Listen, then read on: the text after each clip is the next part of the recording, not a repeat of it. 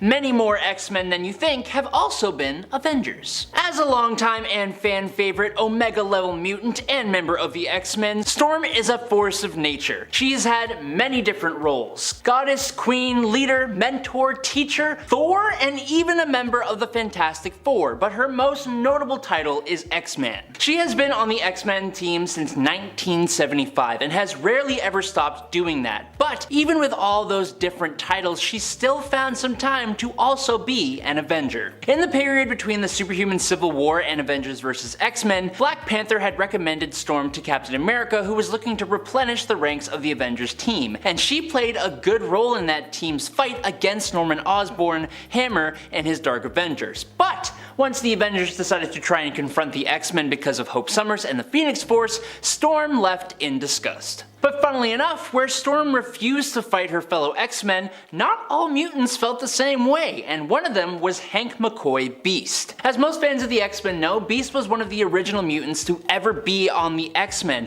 and he's stayed on some version of the team almost ever since, except for when he was an Avenger and a Defender. Beast first applied to be an Avenger back in 1975 in Avengers 137 alongside Moondragon, and he stayed on the Avengers for a rather sizable amount of time. Although he obviously still worked with the X-Men, he properly returned back to them in the 90s and then again went back to Steve Rogers' Secret Avengers, and then weirdly enough, when the Avengers vs. X-Men event took place, Beast sided with the Avengers, mainly because of the militant way that Cyclops had been trying to protect the remaining mutants after M-Day. Angelica Jones, also known as Firestar, has the awesome mutant ability of microwave energy manipulation and generation. Basically, she uses the Earth's magnetic field and converts it into microwave radiation, and she also absorbs microwave radiation from her environment and from stars in the galaxy. She can then focus this energy at targets to do a whole bunch of different things. Now, Angelica first appeared in Uncanny X-Men number 193 in February of 1985, but crucially, she was actually a villain. She was loyal to Emma Frost and her school for mutants and would be on the Hellions, the New Warriors, the Young Allies, and also had a lengthy run on the Avengers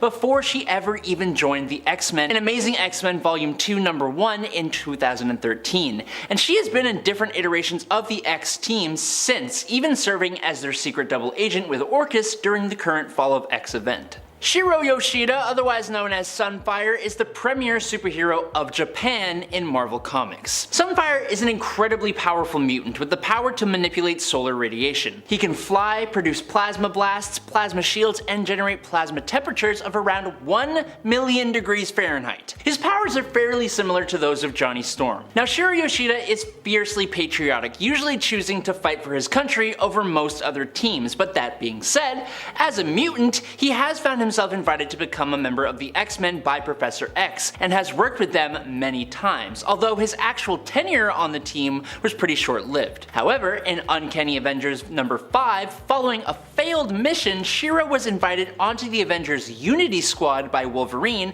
and accepted the position after finding out about the way that the Red Skull had been violating Charles Xavier's brain. Eden Fessy, aka Manifold, is a mutant with the insanely godlike ability to manipulate space itself, which he most often uses as a teleporter. He was the student to another mutant teleporter known as Gateway, and first appeared as an incredibly underrated hero in Jonathan Hickman and Brian Michael Bendis' Secret Warriors series, alongside a group of other legacy heroes recruited by Nick Fury in 2009. But following with writer Jonathan Hickman, Manifold joined the Avengers in Avengers Volume 5 in 2014 and 2015, as the Avengers expanded to a galactic scope, and Manifold, as a space teleporter, was pretty instrumental in some of their galaxy-wide conflicts, and he even sacrificed himself during Secret Wars. Thankfully though, he was brought back and has become one of the most powerful and versatile mutants, going on to join with the X-Men Red Team. He may be more well known for being an Avenger, but as a mutant he is often more aligned with the values of the X-Men. Next up, Roberto da Costa, the mutant who also goes by Sunspot, first ever joined the Avengers, accepting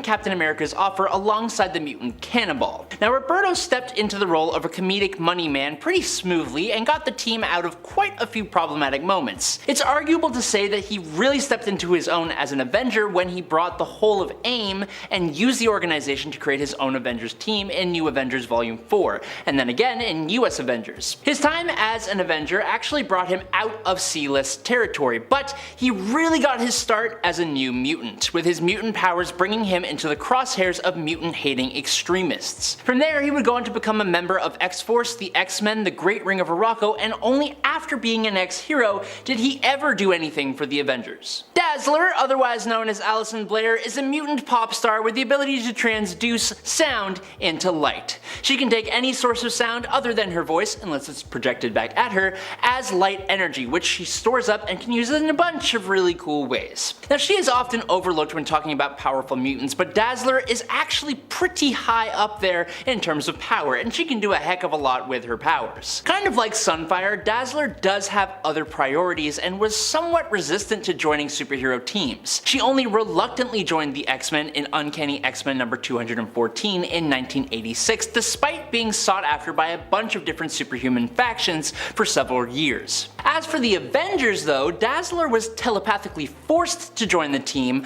by Moondragon in Avengers 211, but she soon left after that was revealed. She declined offers to join from then, and the closest I think she ever got since then was when she was S.H.I.E.L.D.'s chief in mutant affairs. But correct me in the comments if I'm wrong, because I totally could be. Next up is Emma Frost, and Emma Frost, as most of you know, is an Omega-class telepath and has been around for a hot minute in Marvel Comics, starting off as a villain and the White Queen of the Hellfire Club. After the tragic loss of her Hellions changed her heart, Frost formed a partnership with Professor Xavier. Putting her love for teaching to good use, she became the co-headmistress of Xavier's school, and after the Genoshan massacre, she became a strong and almost unwavering member of the X-Men. Emma was kind of a big deal in the Avengers vs. X-Men conflict, as she became one of the Phoenix Five before eventually being defeated by pretty much everyone else. Now, while Emma hasn't been a part of the mainline Avengers, she was on a team called the Cosmic Avengers. Pulled together by Loki during 2018's Infinity Warps, this team also consisted of Miss Marvel, Kang the Conqueror, Ant-Man, and the Hulk, and they came together to try and stop Gamora from destroying literally everything. After the schism of the X-Men, Wolverine took Kid Omega, aka Quentin Quire, to the New Mutant School that he opened up. In a relatively short amount of time, Quentin stopped being a problematic bully and became a more well-rounded character, and now he is someone I think is actually kind of cool. He still stayed a bit of a rebel and a narcissistic jerk, which ended up becoming a fun aspect of his personality, funnily enough. It was after that, and after being a part of Jubilee's X-Men team, that Quire finally got on an Avengers team. Now, Quentin entered into a contract to film a reality television show about his team of heroes, except he totally did not actually have a team. He saw that Hawkeye was looking to reform the West Coast Avengers, and so he moved to Venice, California and invited himself to join them in exchange for the reality show bankrolling the team's operations, which is just a hilarious way to become an Avenger. And last up today, Raven Darkholme, also known as the shapeshifting Mystique, is probably one of the most conflicted and mysterious mutants out there. With her ability to disguise herself as other people, she has been all over the place, but also as a mutant who has been alive for a long time. She was an adult in the 19th century, but her origins are actually not really known beyond that, meaning she could have been anywhere. She is probably most well known as a villain working and leading the Brotherhood of Evil Mutants, among many other villainous groups, but at the same time, being such a complex individual, she has also been on many heroic teams as well, first ever joining her fellow mutants on the X-Men in Uncanny X-Men number 171, although that and a few of her other subsequent attempts at being on the team ended in her being booted from the team. As for the Avengers, during the Axis event, Mystique's morality switched and she became noble and self-sacrificing. Mystique tried to make the inverted X-Men see reason and stop their attempts to take over New York City. Now, she failed, but she was recruited by Steve Rogers to be a part of the Astonishing Avengers, a group of now good villains formed to stop both the conquering X-Men and the fascist Avengers. Number 10, Perma Gray, or, well, mostly. Hulk would appear to be green a few times in the comics, but for the most part, he was always gray here. Apparently, he was green a few times for some reason that was, it was never really deeply delved into. It only happened once or twice in the universe, but it would later be established that gray was supposed to be the Hulk's coloring. I feel like they made him gray to denote a sort of shift in this Hulk's mentality and persona from 616's, and also to make him even more different in appearance than his 616 counterpart, as 616 Hulk is more often than not green, though he has also been gray from time to time. Super Soldier Serum. Bruce Banner was one of the scientists tasked with attempting to recreate the Super Soldier formula. Worried the credit would be kept from him, but also believing he had actually managed to recreate the serum, he decided to test it on himself. The result was that he was transformed into the beast that we come to know as the Hulk. So he didn't quite nail it, but he did manage to create a serum that would make a person unstoppably strong. However, because of the fact that he was now part man, part monster, he would end up being apprehended and even arrested by S.H.I.E.L.D. Although at least he wasn't fully part monster yet. And friends, before we move on to the next spot, if you are loving this list and you want more lists about the Ultimate Universe, be sure to show us some love by giving this video a thumbs up. Number 8, Hulk Serum. Ultimate Hulk would also require the Hulk Serum to even be able to transform. In fact, this at one point is used as an offhand explanation for why he has been occasionally green in appearance in the comics. It apparently had something to do with those batches of serum that Bruce Banner was using to transform, and that's like what made him green. I don't know, I guess he put some green dye in there or something. And in order for Banner to become Hulk at all, he would need the serum, which of course sometimes turned him green, but mostly still turned him gray. He would need the serum for the transformation, that is, until he mixed together the Hulk serum with the Super Soldier Serum, which S.H.I.E.L.D. now had after uncovering Steve Rogers and extracting it from his blood.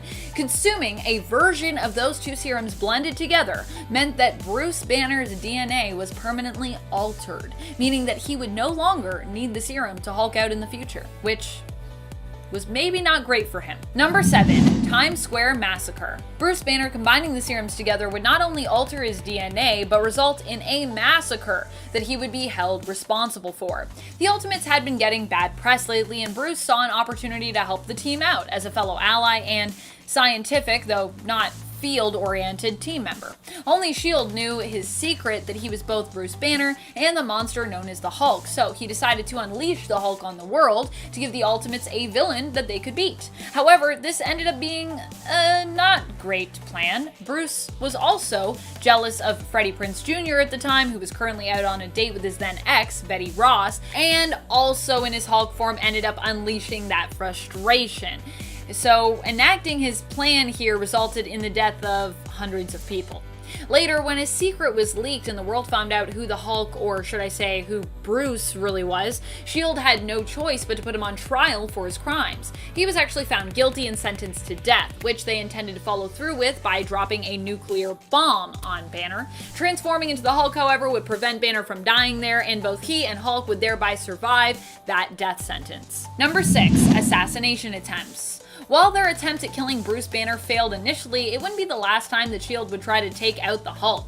Later on, Nick Fury would send Wolverine to hunt down Hulk. Fortunately, Wolverine would end up deciding against killing the Hulk, but it wouldn't matter anyways, as S.H.I.E.L.D. found a new way to control the Beast, finding something more useful to hold over his head so they could have better control over him, thereby no longer needing to kill him. Number 5, Ultimates. Banner would continue to work for S.H.I.E.L.D., but would also kind of become their hostage in a way. He would eventually end up joining the Ultimates, but was also used as a weapon by S.H.I.E.L.D., who would often unleash the Hulk on their enemies. All while this was going on, Banner attempted to get better control over the monster within him, but would also attempt and succeed in escaping from S.H.I.E.L.D. on a few occasions. At one point, they held Betty Ross, whom he loved, hostage in an attempt to control him. That's what I was talking about in the last point.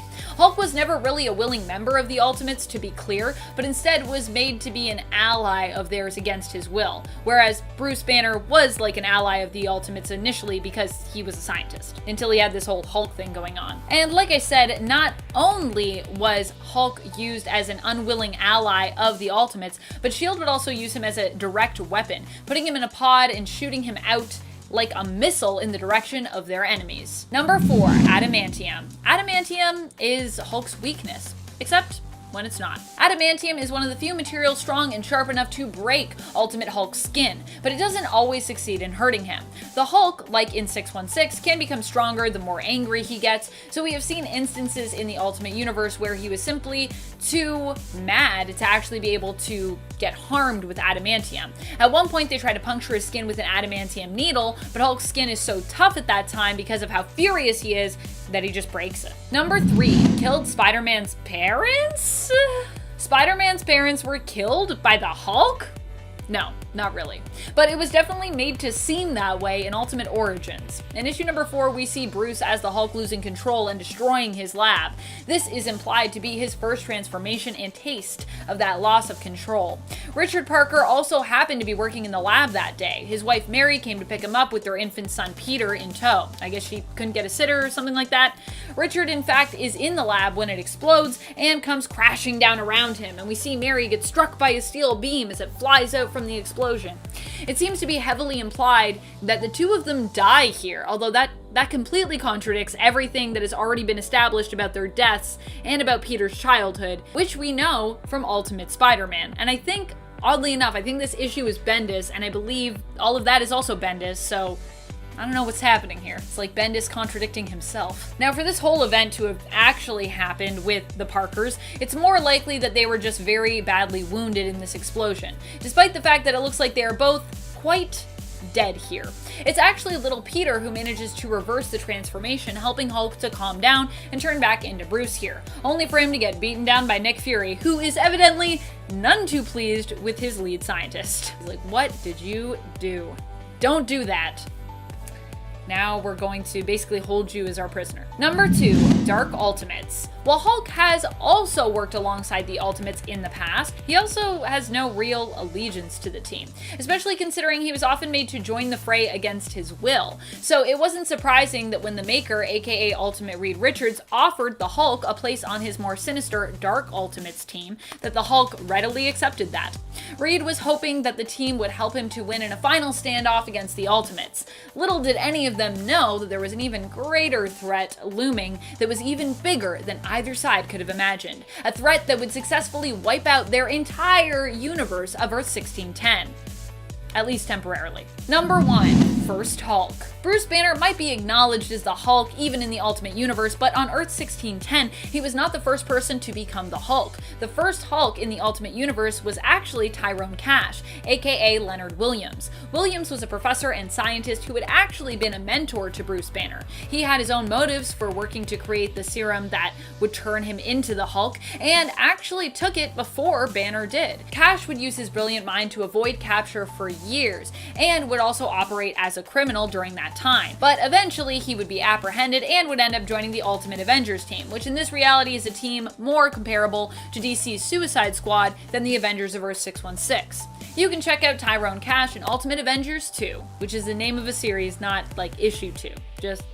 Just to be clear, there's a lot of numbers in Ultimates. Number 10, Nick Fury's casting in the films. One of the most interesting facts for me when it comes to the Avengers in regards to the films is the fact that Samuel L. Jackson was actually cast as part of a deal he made with Marvel in regards to them using his likeness in their Ultimate line without actually first asking him. That's right, they borrowed Jackson's likeness for their Ultimate version of Nick Fury of Earth 1610. This version of Fury actually became so popular that he was later incorporated into the main comic book line, with Earth 616 getting Nick Fury Jr., who looks quite similar to the Ultimate version of the character. When Samuel L. Jackson found out about Marvel using his likeness for Nick Fury, he got in contact and basically made a deal with them that he would get to portray the character on the big screen when that day came. And that's exactly what happened, with Nick Fury being the one responsible for bringing the team together in the cinematic universe. Number 9, Avengers Mountain. It's really sneaky of the Avengers to call their new HQ Avengers Mountain, because that thing ain't a mountain at all. It's a 2,000-foot tall corpse of a space god called the Celestial. Specifically, this Celestial is known as the Progenitor, and it came to Earth 4 billion years ago. They took that sucker's body and converted it into their home base with living quarters for each member of the team, a gym, a laboratory, and docks for ships. It's creepy as hell, and just to prove that point, they connected every quote floor in the quote building by turning the Celestial's spine into the quote spinal lift. How messed up is that? The Avengers partially reanimated the Progenitor's circulatory system and used the cosmic energy from its blood cells to turn one of the ventricles of its heart into a teleportation hub. They turned the Celestial's cerebrum into a server room called the Brain Room, with the most powerful computer terminal in the galaxy. Each finger of the Progenitor's right hand was turned into a personalized hanger. As some kind of weird sick joke, its left bicep got turned into the Avengers Strength and Conditioning Center, and its quote mustache area area was turned into Tony Stark's locker room. They even turned the space god's intestinal tract into a detentional facility for captured villains. Not going to lie though, it's actually kinda cool. Nowhere is a celestial head, so it's not like this is anything new. Number 8. First female Captain Marvel wasn't Carol. Fans of Monica Rambeau in the MCU, who is played by Teyonah Parris, may not know that when it comes to Captain Marvel, she actually held the title before Carol Danvers did. Yep, back in the day, Carol was known as Miss Marvel. With Carol already having a title that was inspired by her role model, the Kree hero Captain Marvel, Monica ended taking up that name for herself. She only kept it for a little while though, as then Mar-Vell's son showed up and wanted to use it, with her taking the name of Photon afterwards. Then moving on to my least favorite of her codenames, Pulsar, before settling on Spectrum back in 2013 in the comics. And she's been Spectrum pretty much ever since, though honestly I still really love the name Photon for her. Monica initially took the name of Captain Marvel back in the early 80s, and Carol actually wouldn't use that name until 2012. Also, if you're wondering why this is an Avengers fact,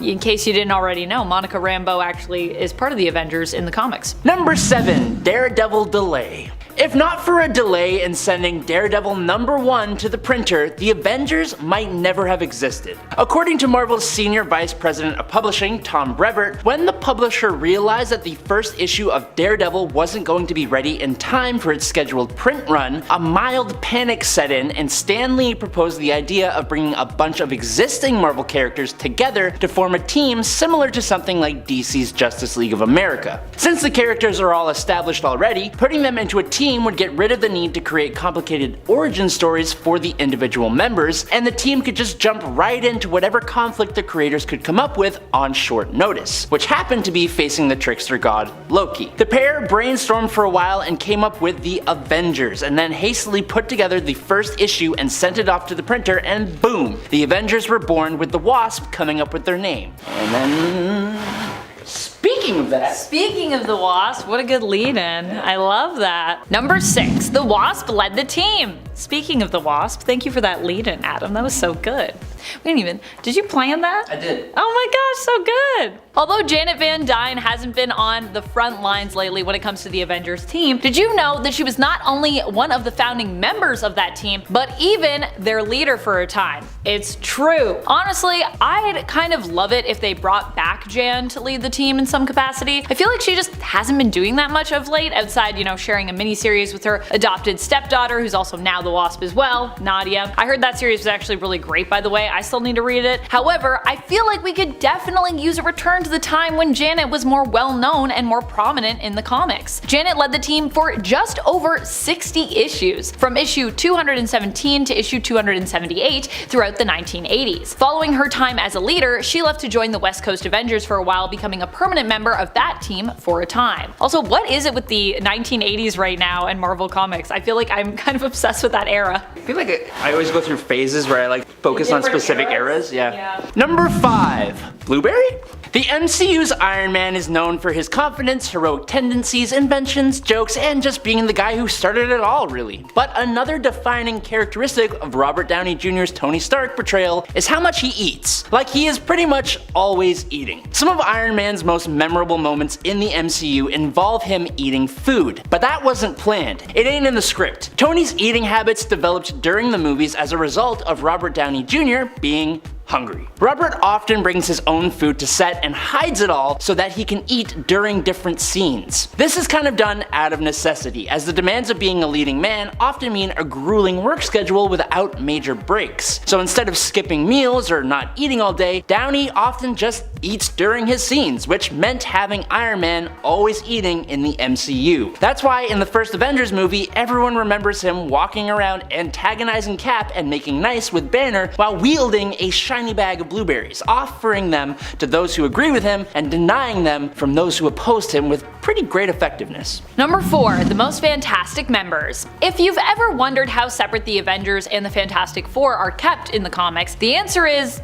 well, fairly separate, usually. While the FF are good friends with many of the Avengers team members and vice versa, they usually stick to fighting their own villains in their own comics. However, there was a time around issue 307 where the Fantastic Four in the late 80s the 80s, here we go. When Sue and Reed decided to leave the team for a period. And they would be absent for almost 20 issues on that team. Now, where did they go? Well, for a few issues, they were actually members of the Avengers. However, their time on the Avengers team was even more short-lived than their absence from the Fantastic Four comic. They were members from issue number 300 of the Avengers to issue number 303, which is when they left that team. They would return temporarily along with other heroes who had been members in issue number 305, but that was pretty much it at the time for their Avengers run. Number 3. First name Agent. Agent Phil Coulson, member of S.H.I.E.L.D., is one of a couple of characters that is pretty unique in comicdom, and that's because he was introduced for the first time in a movie only to end up as a recurring character in the comics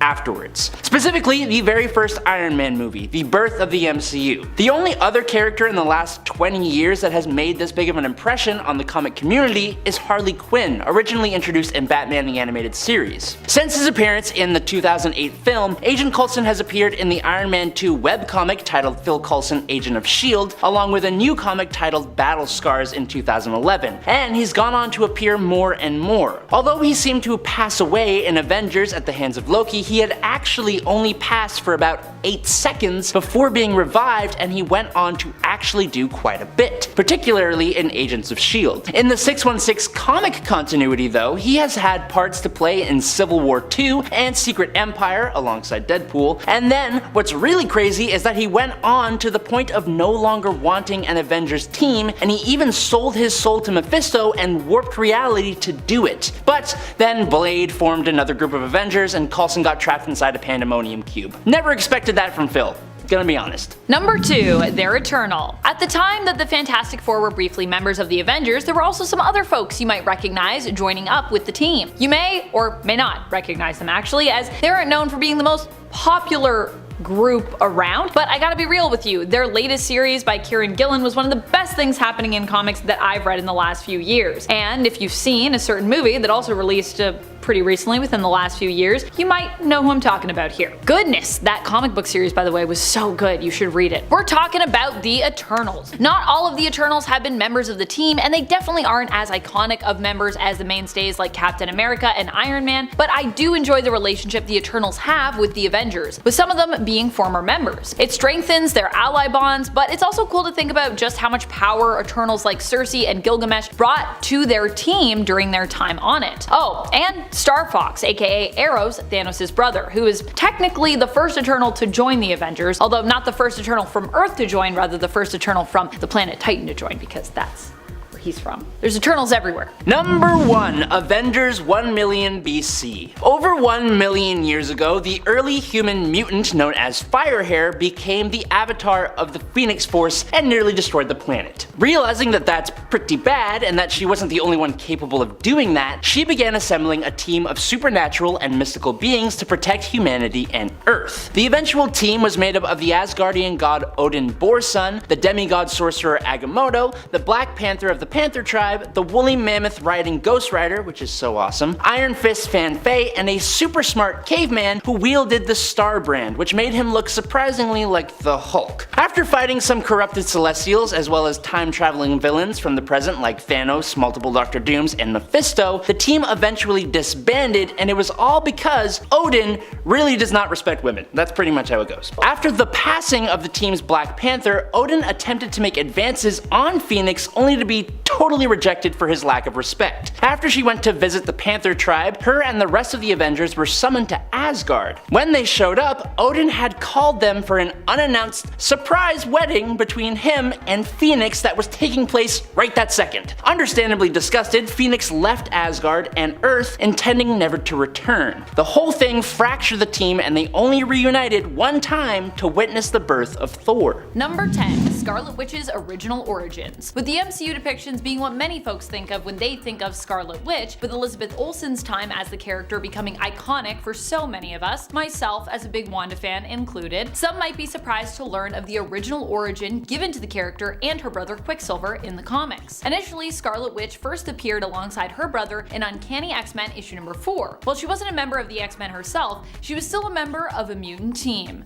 just not a heroic one. Scarlet Witch was first introduced as a member of Magneto's villainous team, the Brotherhood of Evil Mutants. This was because initially she was believed to be a mutant, and over the years would even be revealed as Magneto's secret daughter, with her twin brother, Quicksilver, also being, of course, his son. However, when Scarlet Witch and Quicksilver were introduced in the Disney and Marvel Cinematic Universe, the MCU, mutants did not yet exist, and so their backstories were changed. They were also changed in the comics as well, allowing Marvel to use them in their films, as Fox had rights to the X-Men and mutants at that time. And Fox would go on to introduce their own version of Quicksilver in their films, played by Evan Peters, with Wanda only being alluded to through the appearance of his kid sister in Days of Future Past. There's also, I think, a deleted scene where they mention that he has another sister, which is actually probably Wanda. And friends, before I move on to our next spot on this list, if you love what we do here at Top 10 Nerd, why not show us you love us by clicking that subscribe button? You know, hang out, come back when we have other new content. Number 9. Doom Patrol. Some believe that the X-Men is literally a copy of the Doom Patrol. While we don't necessarily have concrete proof of this, DC's Doom Patrol and Marvel's X-Men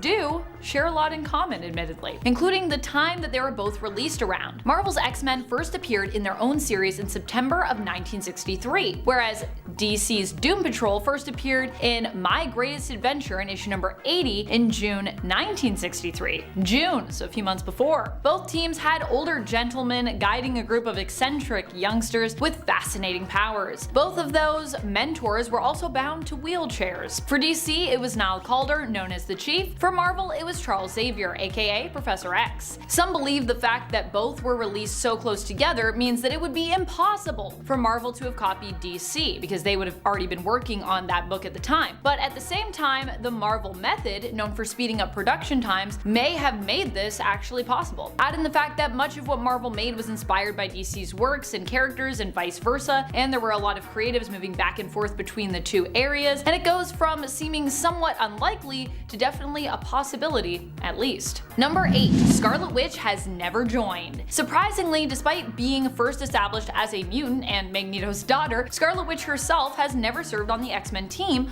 or any X-Men adjacent team for that matter. The only mutant-based team she was ever a part of was the Brotherhood of Evil Mutants. After moving from reluctant villain to hero, Wanda instead joined up with the Avengers, also alongside her brother Quicksilver, who has also been a member of the Avengers team. While Quicksilver was never an X-Men team member either in the comics, he has been a member of a few different iterations of X-Factor. And in the X-Men films, he was granted membership to the mainstay team of X-Men, and is actually probably one of the most powerful members of that team, in my opinion. Number 7. Professor X is a creep. Don't believe me? Just go back and read or reread issue number 1 of X-Men. Yeah, while a lot of people might cite later issues from the Joss Whedon days of X-Men where Professor X's creepiness and darkness was really brought to light, I say this sense with Professor X, for me, actually started way back, as early as that issue number 1. What triggered the sense of ick? Professor X crushing on one of his own students, Jean Grey. Well, I know that initially the X-Men youngsters were intended to be somewhat older in that original run, and that this was a different time period entirely, where a teacher or mentor falling in love with their student wouldn't have been as icky or as frowned upon. Knowing what I know of Jean and Charles now, in the present day, it feels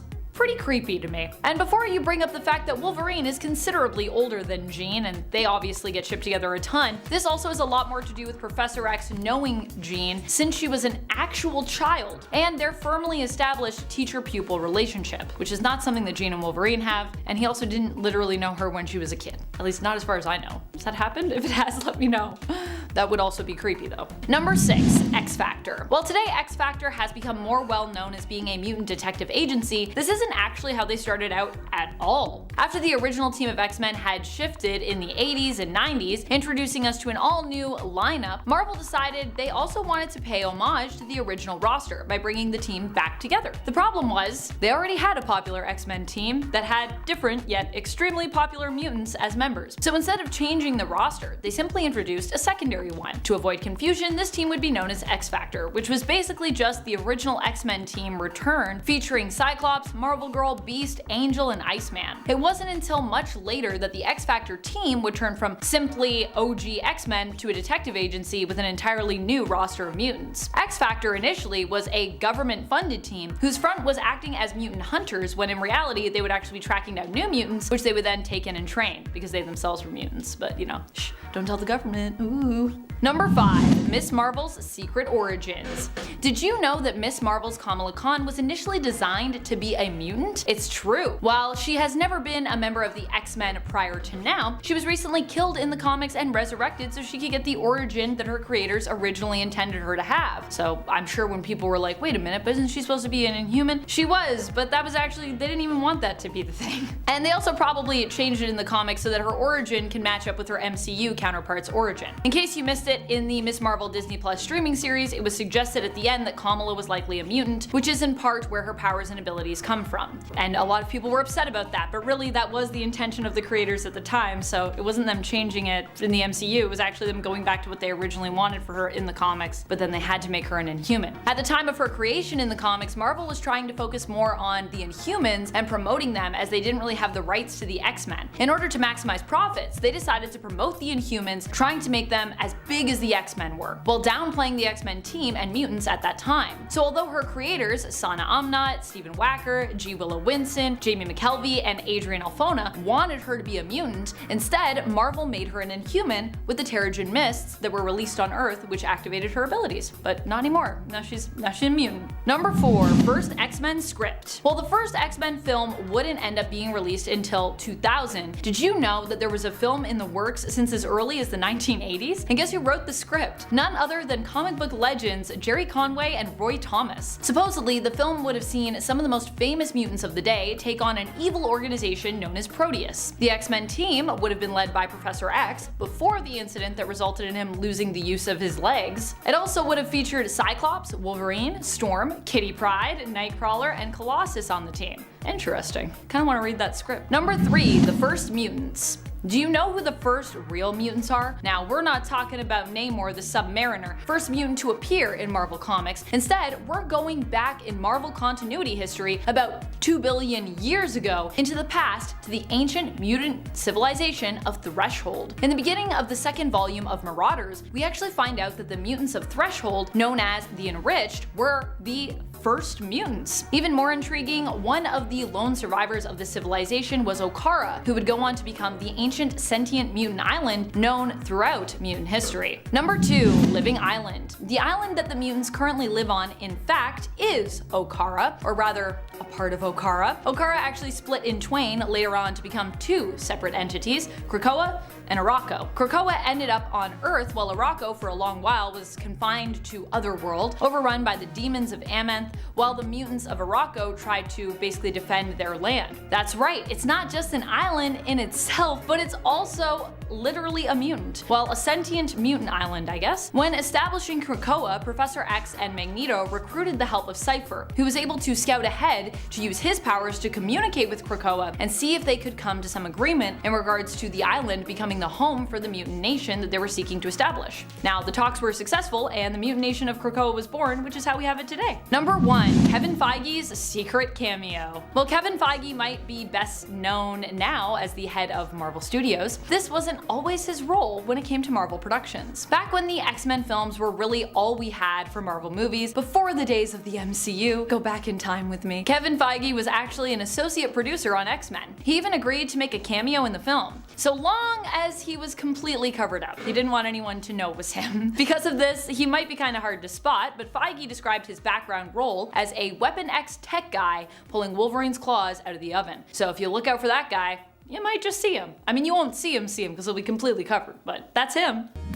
Number 10. Fast food almost ruined 90s X-Men. What even is the title of this point? Well, it was the best way I could put it. It was revealed a while back that the 90s animated X-Men series that we all grew up knowing and loving, personally for me this was my buy-in to the X-Men and much of Marvel's superhero world, was almost cancelled because of an Australian fast food chain. No, I'm not joking. Apparently, Marvel had negotiated a deal with them to do giveaways of toys for the X-Men series, but the contract also cemented that the toys would then have to appear in the show. However, the designs for these toys apparently were pretty terrible. Artist and producer Will Mineo told Marvel he would not put them in the show. As a result, he and the production company behind the show, Graz, almost lost their control over the series. So, we could have had a totally different series, or maybe not one at all, who knows what could have happened. And friends, before we move on to our next spot on this list, if you love when I talk about mutants, I know I love when I talk about mutants, be sure to go check out our X-Men playlist where we all talk about mutants all the time, because that's all that's on the playlist.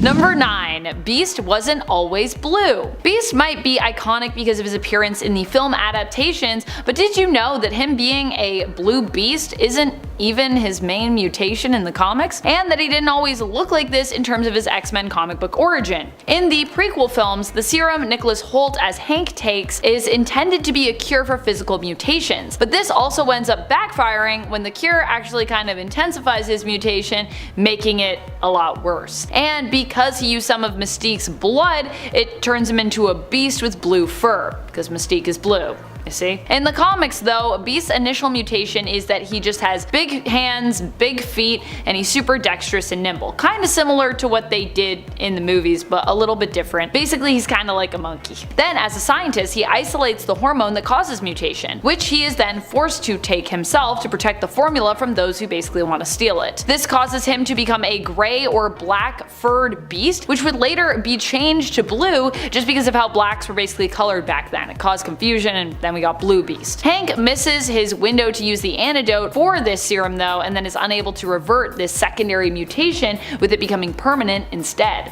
Number 8. Animated Beast appeared in live action. I just found this one out today, so I thought I would share it with you all. Did you know that the actor who voiced Beast played a truck driver in the bar where Wolverine meets Rogue in the first X-Men film? It's true!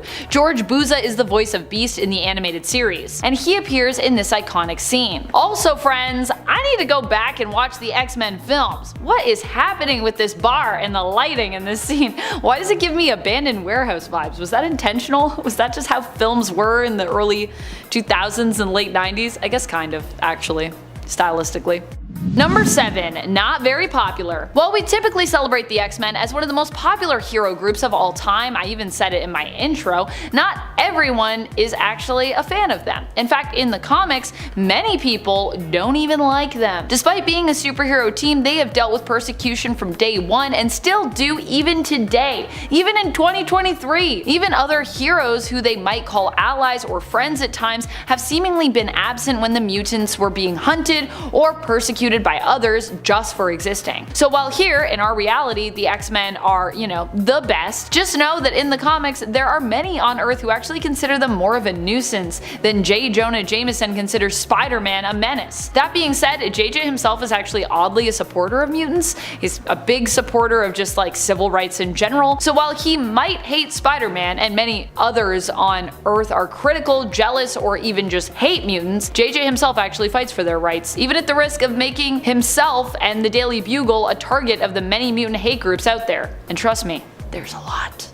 Number 6. New Mutants. You may have heard about the New Mutants. They had a film and everything. Oh, sure, it wasn't like the greatest film out there, and sure, Disney seemed to kind of want to bury said film after their merger with Fox, with New Mutants being the last film under the Fox X-Men franchise umbrella, but it happened, and there was actually quite a few things I actually liked about that film. The New Mutants in the comics basically took over the role of what the original X-Men had been like. Initially, the X-Men were just a group of teens trying to figure out their powers while fighting baddies, and the New Mutants were basically like the fresh blood for the superhero mutants, the new younger recruits coming in after the original X-Men had basically like grown up. Well, that was back in like the 80s, and now it's 2023, so the New Mutants aren't quite so new or young anymore. They themselves have grown up, which allowed us to pave the way for the New Mutants. As such, the recent New Mutants series focused instead on the older classic New Mutants who operated both internationally and intergalactically, and then the younger New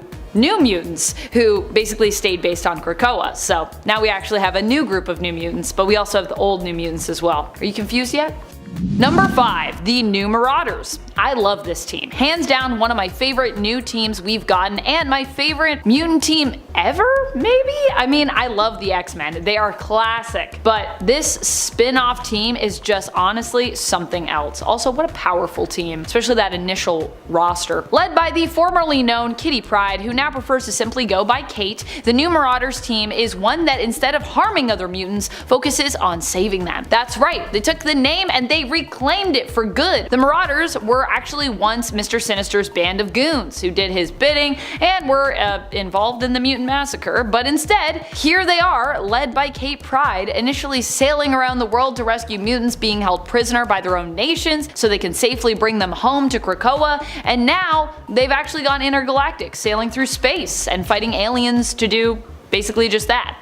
Number 4. The Limbo Embassy. Dark Web was a weird time, and to really highlight how weird that event was, I have an update for you. So, Madeline Pryor, the Goblin Queen, one of my favorite tragic mutant characters and X-Men villains of all time, recently turned over a new leaf. During Dark Web, she wanted Jean's memories of her son, baby Christopher, aka Nathan Christopher Summers, aka Cable as most people know him, as she felt she had missed out on his upbringing, which honestly she did, so I understand why she'd want that. What did she do to get these memories? Well, she ended up taking over Limbo from Magic under apparently the guise of being good, though in the New Mutants series this actually seems to have been written more as a genuine turning point for Maddie, but never mind. And then once again, she unleashed a demon army on New York. Because it worked so well the last time, Maddie. In the end, Jean gave her the memories she wanted without hassle willingly, turning Maddie firmly to the good side with her becoming the ally of the X-Men. Because, you know, she was like, oh, you just would have just given them to me and I could have just asked you and actually you helped me to get resurrected. Oh, okay. Maybe we should just be friends. And in the aftermath of Dark Web, we were left with a weird gift to New York from Maddie's Limbo, the Limbo Embassy, which also happens to be where Ben Reilly's villainous Chasm is being held prisoner after he and Janine as Hallows Eve attempted to usurp Madeline as ruler of Limbo. Yeah, that's a weird thing. That's gotta be a weird thing on like the New York landscape, you know? It's just a big demon tower. Like, wow, alright. Number 3. Magneto once led the team. Or rather, ran the school and led a team. When Professor X went to space to go be with his Shi'ar waifu, Lilandra, Empress of the Shi'ar, who had space medical treatments that Professor X needed to live at the time, Magneto took over for him. While many people think of Magneto as a straight-up X-Men villain who is sometimes an ally of Professor X's because of their long-standing history in the films, in the comics he's not only been an ally, but he's also at this point been an anti-hero, straight-up hero, and even team leader on the side of good. In fact, if you saw the Magneto miniseries that was announced and is expected to release in August, this is actually a retrospective series that takes us back to his time as headmaster of the school and leader of the New Mutants team, which I think is pretty cool. I don't think a lot of people know this about Magneto. Number 2. Almost cancelled. If you can believe it, as popular as the X-Men are now, this wasn't always the case. In fact, there was even a time when the X-Men comics were cancelled, with almost no possibility of a return in sight. It wasn't until the days of Chris Claremont that the X-Men would truly be cemented as a Marvel staple. Sure, Jack Kirby and Stan Lee started the X-Men off, but there were multiple instances during those days where X-Men actually wasn't doing well and then ended up being cancelled, and people didn't even know when or if it would actually come back. Honestly, people probably didn't even care back in the day because no one really liked the series that much. However, Marvel actually never gave up on the team, and despite the series being cancelled in 1970, after 66 issues, they did their best for 5 years to feature the X-Men anywhere they could in their other books, with the hope of seeing the team return one day. And guess what? It worked. It wouldn't be until the summer of 1975's giant-sized X-Men #1, but they would return with a new story written by Len Wein, who also would be a very iconic X-Men writer as well. Number 1. Control over life and death. Would you believe me if I told you that the X-Men now have control over life and death? If you aren't up to date on the current ongoing mutants in the comics, this is what is happening in the current era. I like to refer to it as the Krakoan era. Krakoa, as in the sentient mutant island, which all mutants moved to, creating their own nation there. I know this might sound familiar with the prior existence of places like Utopia and Genosha in the comics, but this time around, it actually has been pretty different. Namely because mutants now control the ability to resurrect themselves, becoming in essence immortal by using the Five, a group of 5 super gifted mutants, to create clones of fallen mutants, and then using mental backup stored in Cerebro to restore not only their bodies, but also the minds of those that they lost as well. Initially, this was reserved for mutants who they only actually had backups for. Then it was expanded with the help of the Scarlet Witch to any mutant who had basically ever existed. Then it was further expanded when their secret got out to all of humanity that they were, resurrecting themselves, with them even bringing back other non-mutant heroes like Captain America during the AXE Judgment Day event. And after that they were like, well, I guess we gotta start bringing some people back, so we'll make a thing for that. Gene, you're in charge. Number 10. Why is he unworthy? What better way to start off this list with actually talking about why the heck there is an unworthy Thor in the first place? As some of you know, Gorr the God Butcher was a rather significant enemy for Thor. He killed many other gods and threatened to end them all, and he was fueled by his belief that gods were full of hubris and pride and that the universe would be way better off without them. Even after Gorr's defeat, this idea would haunt Thor, and it ultimately came back to strike him again in a fight with Nick Fury on the moon. Nick Fury, along with a few other characters including Thor, had all learned secrets from the eye of Uatu the Watcher, with Nick Fury learning of Thor's own self-doubt after his fight with Gorr. So in the climax of Original Sin, all Nick Fury had to do was whisper in Thor's ear that Gorr was right. These 3 words were enough to riddle Thor with enough self-doubt to drop his hammer and become unworthy. Number 9. Jane Foster. After Thor became unworthy, his mighty hammer Mjolnir ended up in the hands of Jane Foster, who was dying of cancer. Picking up the fallen hammer, Jane became the new mysterious wielder of the power of Thor, and became one of the coolest iterations of the character in my opinion. The original Thor initially came into conflict against Jane, but eventually accepted that the hammer was no longer his to wield. He believed himself unworthy of his own name, which to him was more of a title. He passed the title of Thor off to Jane Foster, not exactly knowing who she was, and decided to go only by his surname. Number 8. Odin's son. After giving up the name or mantle of Thor, this unworthy Thor decided to now only go by the name Odin's son. And you know what? There is still a hell of a lot of power behind that name. Even without Mjolnir, Odin's son is still half Elder God and half Asgardian, and an extremely strong Asgardian too, considering he is the god of strength. He also still has more stamina than almost all other Asgardians. He is still incredibly durable, still incredibly fast, still immortal, still a master warrior, and he is still able to wield the lightning. Beyond that, he has the help of his allies who he has gained over the thousands of years he's been alive. He also has an incredibly cool looking black Uru arm after Malekith cut off his normal arm. Oh, and he wields a weapon he is still all too familiar with. Number 7. Jarnbjorn. Jarnbjorn was the dwarven forged battle axe composed of Asgardian steel and created for Rana, one of the original members of the Valkyrie. After she mysteriously disappeared, having been assimilated by the Headless Celestial, Jarnbjorn was stored in Asgard's armory and eventually taken up by the younger Thor a long time before he was ever able to wield the mighty Mjolnir. Eventually, after a lot of stuff involving Celestials, King the Conqueror, and the Apocalypse Twins, Jarnbjorn was replaced in the Asgardian armory. When Thor could no longer wield Mjolnir after his battle with Nick Fury on the moon, Thor took up Jarnbjorn once again. While fighting Malekith and a force of frost giants under the sea, Malekith took Jarnbjorn from Thor and used it to cut off his left arm. Odin's son is a weapons master, familiar with every Asgardian weapon, but when he becomes unworthy, it makes sense that he would go back to wielding this awesome axe that was his faithful weapon in his youth. Number 6. Tooth Gnasher. When Thor became unworthy to wield Mjolnir, he also lost the powers it bestowed on him, including flight. As such, he needs a bit of help from time to time. While he has many friends and allies across the universe, everyone knows that a boy's strongest connection is with his giant Asgardian pet goat. Tooth Gnasher is one of a pair of goats that are pets to Thor and who, in the mythology, would help pull Thor's chariot. In the unworthy Thor story, his one goat, Tooth Gnasher, is Odin's son's companion, mainly used to help Thor travel through space and fly to where he needs to go. But he is also perfectly capable of helping Thor in battle. He is an Asgardian goat, and as such is super goat strong. He's even capable of damaging Mjolnir. Obviously, Tooth Gnasher is capable of traveling between the 10 realms and both running and flying at super high speeds. And we love this awesome space goat, yes we do. Number 5. His quest?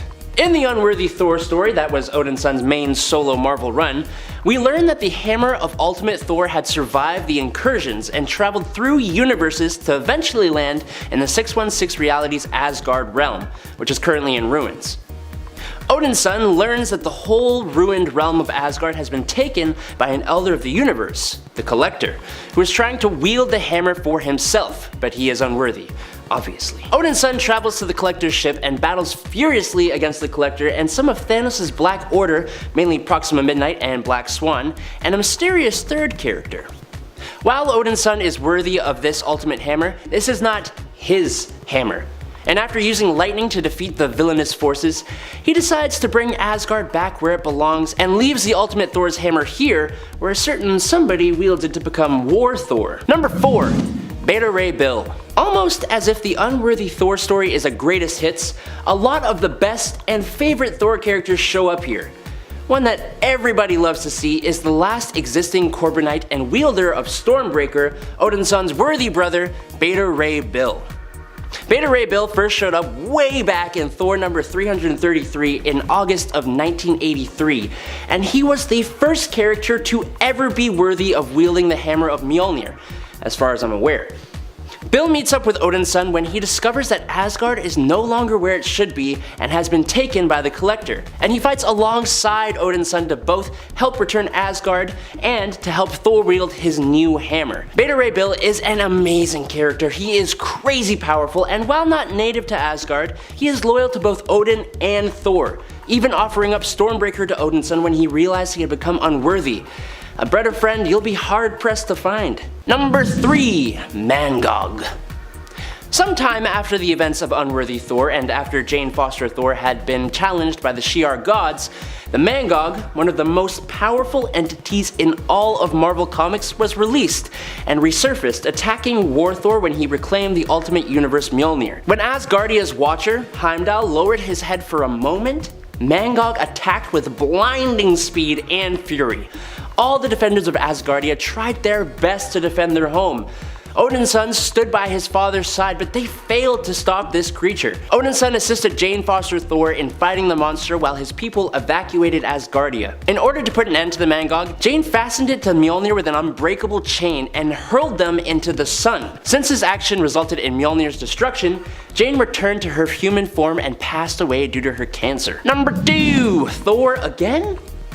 Unwilling to let Jane go after she passed, Odin's son attempted to channel the god Tempest to use its power to revive her. Odin joined him too, since he had seen the hesitation within Jane's own soul at the gates of the afterlife, and they were successful in bringing her back. With the destruction of Mjolnir and her inability to continue as Thor, Jane convinced Odin's son to rise up again and reclaim his name and identity. Odin's son finally became Thor again, but alas, he still did not have his mighty hammer.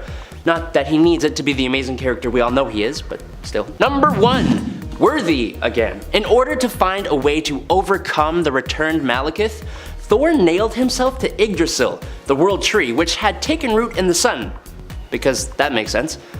After sacrificing his left eye and the last shards of Mjolnir in his possession, Thor figured to recruit his older and younger selves, the ones that he had defeated Gore the God Butcher with. The three of them were joined by Jane Foster, who had temporarily returned to her Thor form by the rebuilt hammer of the War Thor. During battle against Malekith, who had empowered himself with the Venom symbiote, the god Tempest manifested in the sun and Thor commanded it from Earth to reforge Mjolnir, in an extremely awesome moment. The hammer came down and landed right in front of Thor Odin's son, and he, having realized that his struggle to become worthy in itself was what made him worthy, picked up his hammer.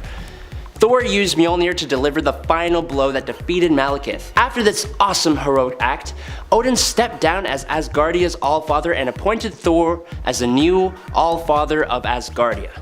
Awesome. If you are just jumping into Ten of Swords without much backstory, then we are here for you. Maybe you are only planning to read the main books for Ten of Swords and you haven't been keeping up with every book in the Dawn of X line. After all, it's a lot to read. It's worth your time though, but it's a lot. Or perhaps you are just looking for a video to help you recap before or after diving in because of how dense Ten of Swords is so far. This video is meant to help you with just that, getting you up to speed with everything you need to know before or after you have jumped into the new Ten of Swords event. Welcome back, Nerd Squad. Today we'll primarily be focusing on the first of the main books, Creation, Ten of Swords Creation. Dawn of X's Ten of Swords is an event that is designed to be like some of the original X-Men events we're used to seeing from a ways back. In other words, the Dawn of X series issues in the line that are part of the event are not actually just tie-ins, but actually chapters of the main story, meaning if you skip the other series, there might be some gaps in the story for you. This list is meant to help bridge those gaps and smooth out the story for you so you can enjoy the awesomeness of every single moment. If you want more videos like this surrounding the Ten of Swords event or surrounding other stories and comics that you feel could require some deeper insight, let us know in the comments below. And if you love mutants as much as we do, check out one of our latest videos where we count down some of the most powerful female mutants around, co-hosted with the vivacious Bree Room, by clicking over here. Alright, now let's get counting. Number 10. Ten of Swords, not X of Swords. So, this might be confusing for some. Ten of Swords is a reference to the tarot card, Ten of Swords. In the preview for this event, we saw it alluded to, and it's also referenced again in Creation, when Mutant Tarot describes a reading that is rippling outward among the cards, pulled all over the world, and when Saturnine herself pulls these cards. But we also saw tarot cards as early in the line as Powers of X issue number 1. So, this has been a recurring theme that is also now heavily interwoven into this event. For those wondering what the Ten of Swords typically means when pulled in a tarot reading, it is often considered a more negative card and can represent an ending, a betrayal, or a massive disaster is headed your way. So the title of this event doesn't really bode well for our mutants. Number 9. Apocalypse's First Nation. Krakoa isn't the first attempt from mutants at creating a paradise for all mutants on Earth. We've seen a few attempts of this very thing previously in the comics, and apparently there was another time that this happened much earlier on for the ancient mutant that we know as Apocalypse, or En-Sabah-Nur. All of this is explained in more depth in 2019's X-Men issue number 12. You can read that issue for a more in-depth look into that nation, but mostly what you need to know is that the land was originally known as Okaro, that Apocalypse ruled there with his wife, but that for some reason he was exiled and separated from that land when it split into Arakko and Krakoa. Number 8. Apocalypse's Children. So yes, Apocalypse not only had a wife, Genesis, but he also has children. And I don't just mean children like how Apocalypse pretty much refers to every mutant as child, or like his horsemen whom he often sees as his children in a way. If you've checked out our top 10 children of Apocalypse list, you might have some insight into his naturally born kids already, but here's a quick little recap for you. The archer with what looks like a weird sun or globe for a head is his daughter Pestilence. Death is his son, who looks like a commonly referred to Egyptian jackal, although we actually now know this assumed jackal is actually a wolf, and resembles the Egyptian god Anubis. War is the daughter with flames for a head and possibly a body also, and Famine looks like the depiction of a pharaoh you might see carved into a sarcophagus. So we see where Apocalypse got inspiration from when it comes to his horsemen, and in essence replacement children thereafter. Summoner is the child of war and is therefore Apocalypse's grandchild. Number 7. The War. The war that we see being waged at the beginning appears to be led by Apocalypse's children against those residing in a kingdom located in Dryador. More is explained once more as to a little of why this war is going on